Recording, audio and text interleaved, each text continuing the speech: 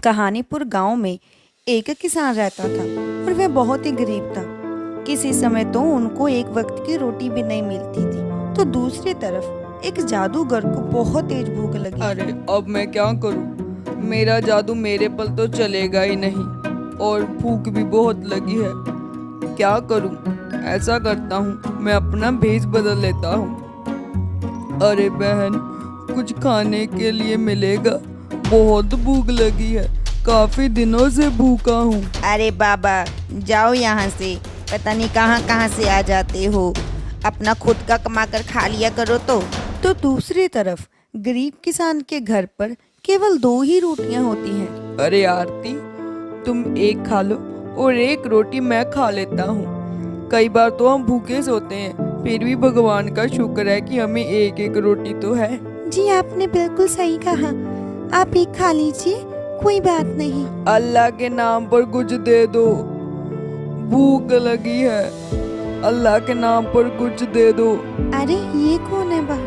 तुम रुको, मैं जाकर देखता हूँ। जी बाबा, क्या हुआ? अरे बेटा, भूख बहुत लगी है, कुछ खाने के लिए मिल सकता है? बहुत भूख लगी है, तुम्हारा भला होगा। क्या हुआ जी? बाबा को भूख लगी है और कुछ खाने के लिए मांग रहे हैं। तो कोई बात नहीं, हम हमारे वाली रोटी दे देते हैं। वैसे भी तो हम कई बार भूखे ही सोते हैं। ठीक है, मैं अंदर से लेकर आता हूँ। ये लीजिए बाबा जी, खाना खाइए।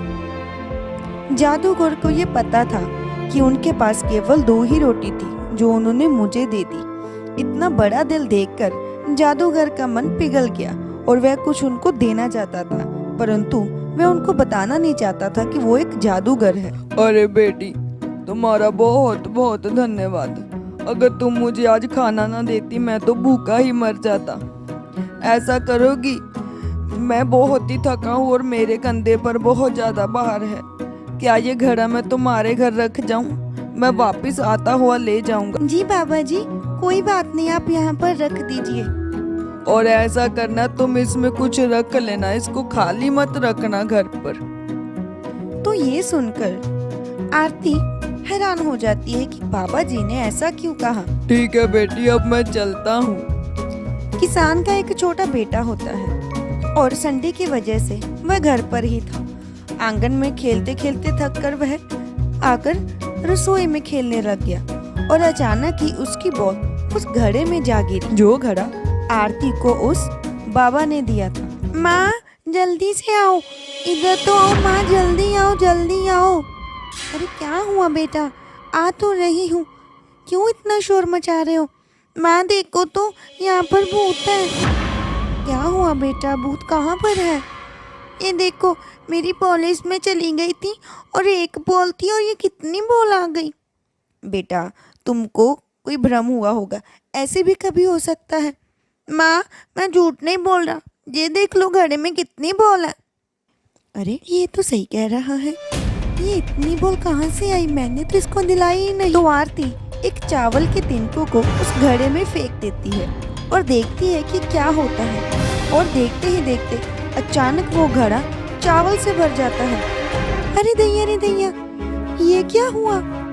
ये तो कोई जादुई घड़ा लगता है। मैंने तो इसमें एक ही तिनका फेंका था। अच्छा, तो इसीलिए बाबा जी ने मुझे कहा था कि इसमें कुछ रख देना। अब समझी, वह बाबा नहीं, कोई जादूगर था, उसका भला हो। अजी सुनते हो, ये देखिए, वो बाबा जी ने हमें ये जादुई घड़ा दिया था। अब मैंने इसमें एक तिनका फेंका और ये भर गया। अरे आरती, ये तो बहुत अच्छी बात है। अब मैं इससे कमाई कर सकता हूँ। मैं एक सब्जी का दाना फेंका करूँगा और बाजार में सब्जी बेचा करूँगा। ऐसे ही धीरे धीरे करते करते वह वक्त किसान, वह गरीब किसान एक अमीर किसान में बदल जाता है। और एक दिन जब वे यही कुछ कर रहे थे। अरे आरती, वहाँ से एक टमाटर तो लाना, हम टमाटर बेचने जा रहे हैं, तो इस घड़े में डाल दो। जी, मैं अभी लाती हूँ। घड़ा भरते हुए दरवाजे पर खड़ा एक सपेरा ये सब कुछ देख रहा था और उसके मन में लालच आ जाता है। अगर मेरे हाथ ये घड़ा लग जाए मैं तो माला माल हो जाऊंगा और 2 ही दिन में मैं इतना अमीर हो जाऊंगा और मुझे कहीं से मांगने की जरूरत ही नहीं पड़ेगी। किसी तरह से ये मेरे हाथ लग जाए। कोई बात नहीं, आज रात को आऊंगा।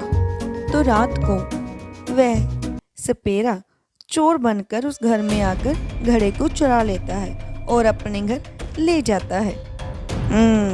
अब मैं इसमें कल वो चुराई हुई सोने की छाप इसमें फेंक देता हूँ, फिर देखता हूँ क्या होता है।